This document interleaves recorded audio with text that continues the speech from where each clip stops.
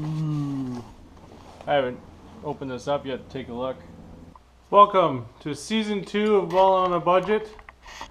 Drift car build. If you guys like carnage, you'll probably see some.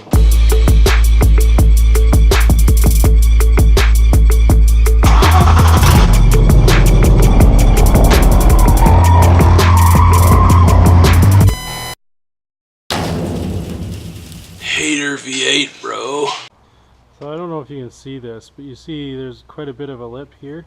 If you look at the old seal here, you can see how it's sort of shined away, so it's taken all those grooves away, so it's valuable sealing surface. So what we're going to do is, we're not going to focus too much time or guess too much. We're just going to go ahead, put this new seal in, clean up the surface on the harmonic balancer, and we'll put it all back together. If it leaks, it leaks.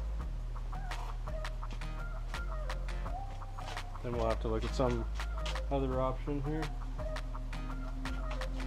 Here's my seal. Oh, and my install tool, just in case you guys at home are sitting there wondering. It's a big stinking 1 7/8 socket, gray socket.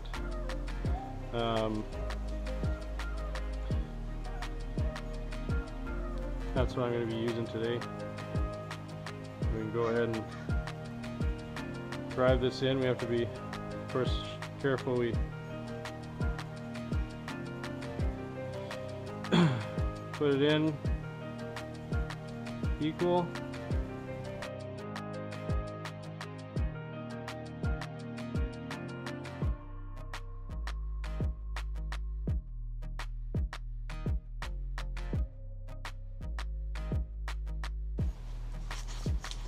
Even though I just said it doesn't matter if that leaks again. So it is coming along pretty nicely. So you can see here we've got a bit of a lip that you can actually run your finger over. That's just from the dirt. We're going to break all that down there. And then making me feel a little bit better every little bit here. And we put it back in, we want to make sure we line this up here. You can see somebody else had the same idea as me. They put a little bit of silicone on the inside there just to make sure everything's sealed. Alright.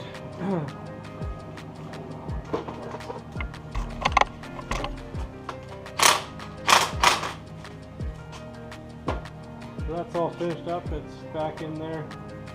Hopefully we've got no more leaks at that point. So we're going to lower it down. We're going to take the valve covers off and we're going to clean them up. And I guess I should probably clean up the front of the motor too while I got it here.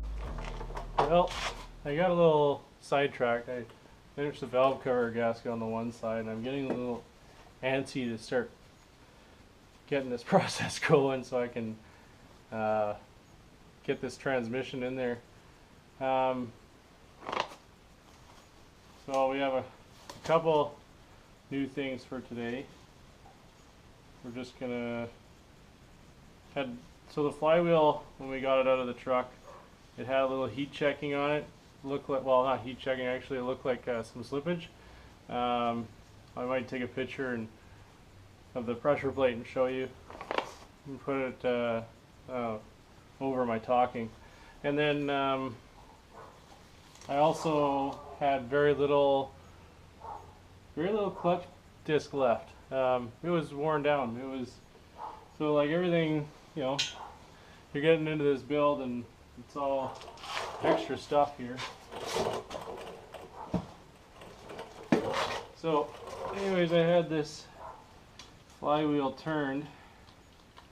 Now one thing I found out about these, sometimes the dowels in them break off. So I don't know if you can see that, but there's a dowel broken off there. And then, yeah, whatever. So they couldn't get it out, so they just machined it flat. So the old clutch actually had the old dowels in it, so I had to pound them out, clean them up, and all that stuff. But if you're ever wondering, you've got flywheel from automatic going on to a or flywheel from a manual going on to what used to be an automatic. These are the different sizes of bolts, or the different length of bolts, so you do see there is a fair difference. So when you do get one of these flywheels, if you're going with a different method other than how I did it, you're buying a flywheel and all that stuff, you're going to need the bolts. So just go to your favorite auto wrecker yard and yank those puppies out of there, because you're not going to get this flywheel on safely without them. So we want to check and make sure that everything lines up. And well, I don't know if all this is going to fit. Flywheel and the clutch should. I know that. Transmission, we'll find out. So anyways, here goes nothing.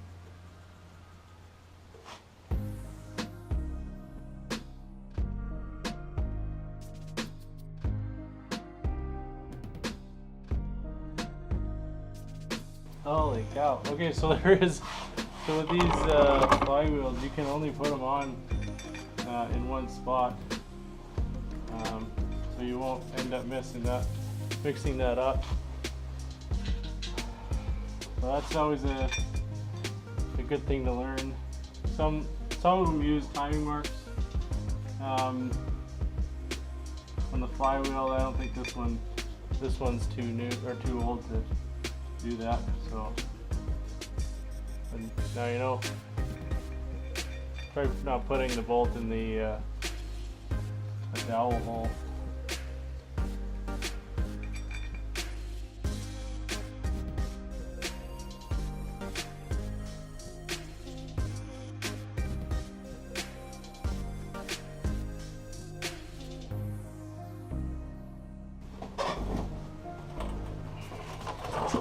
So we went with a Mcleod Street Pro clutch.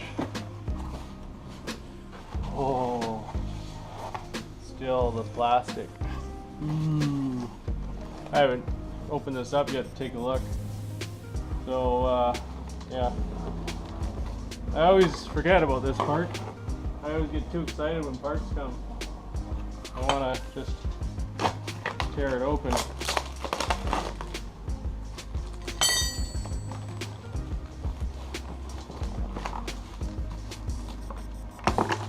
Ah, there is the installer tool. Fantastic.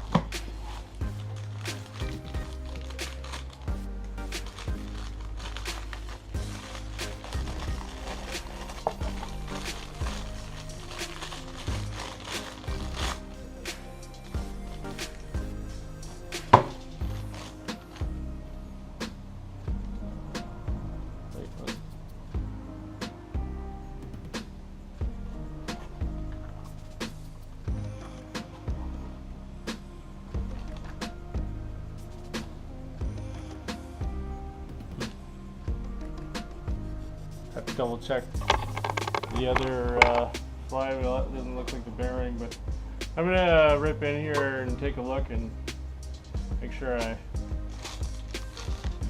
have everything I need instruction wise.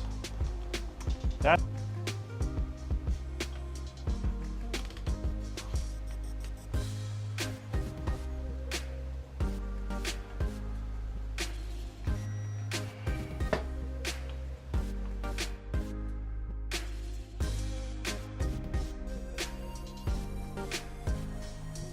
okay, so we torqued it for 62 foot-pounds. Now we can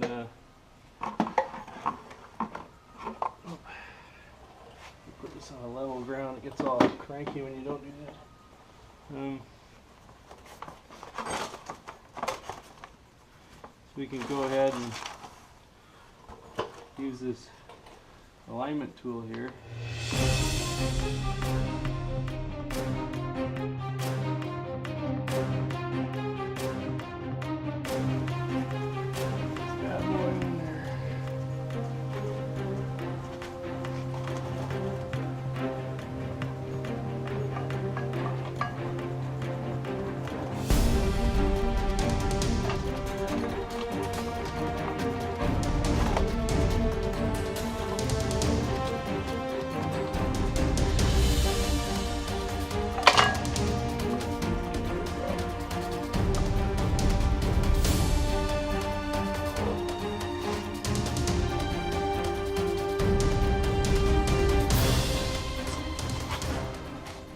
Well, now you know. They're not the same flywheel.